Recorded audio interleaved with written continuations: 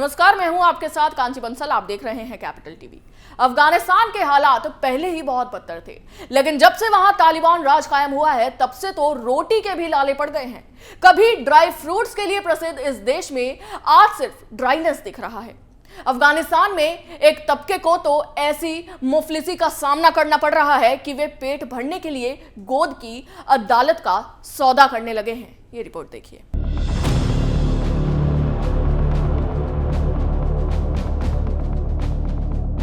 हिंदुस्तान एक ऐसा देश जहां दिवाली की धूम है। इस मौके पर लक्ष्मी स्वरूपा और काली की पूजा हो रही है।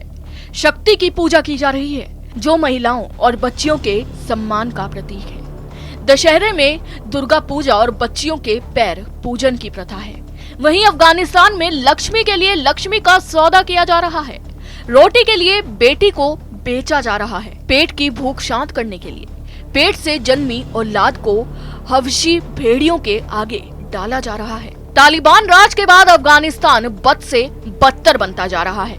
यहाँ के आर्थिक हालात इतने खराब हैं कि लोग भूख से तड़प रहे हैं। बैंकों में नकदी खत्म हो चुकी है। तालिबानी सरकार के पास भी फंड नहीं बचा है। व्यापार ठप है और आम जनजीवन त्रस्त हो चुका है।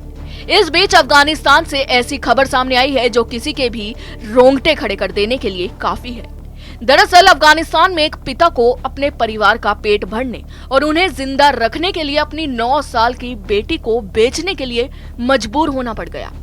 जानकारी के मुताबिक एक पिता ने अपनी 9 साल की बच्ची को 55 साल के अधेड़ उम्र के व्यक्ति के हाथों बेच दिया। उनकी मजबूरी सिर्फ इतनी थी कि उनके पास अपने परिवार को पालने के लिए पैसे नहीं बचे थे।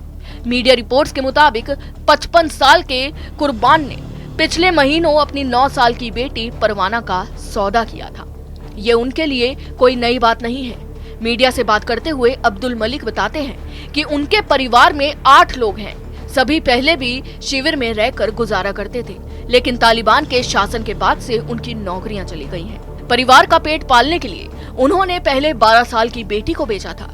अब उन्हें 9 साल की परवाना का भी सौदा करना पड़ा। परवाना के पिता अब्दुल मलिक का कहना है कि परवाना खूब पढ़ना चाहती थी और बड़ी होकर शिक्षक बनना चाहती थी, लेकिन परिवार की आर्थिक स्थिति के कारण उसके साथ ऐसा हुआ। उन्होंने कहा कि उनकी बेटी का सौदा होने के 2 दिन बाद उसका ग्राहक कुर्बान आया और पैसे अदा करके परवाना को अपने साथ लेकर चला गया। ऐसा ही एक मामला पड़ोस के घोर प्रांत में भी सामने आया था, जहां 10 साल की मागुल और एक 70 वर्षीय व्यक्ति के बीच सौदा हुआ था। तालिबान का शासन होते ही अफगानिस्तान में लड़कियों की सौदेबाजी तेजी से पनप रही है। ये पुरानी परंपरा अफगानिस्तान में फिर से सर उठा रही है। पिछले दिनों भी कई ऐसी खबरें सामने आई थी जिसमें लड़कियों की सौदेबाजी हुई थी।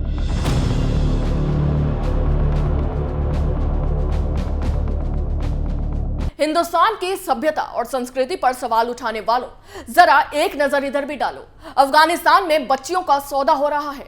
उनके ना तो कोई यूएनओ है, ना ही कोई मुस्लिम देश संगठन। होम भी कैसे?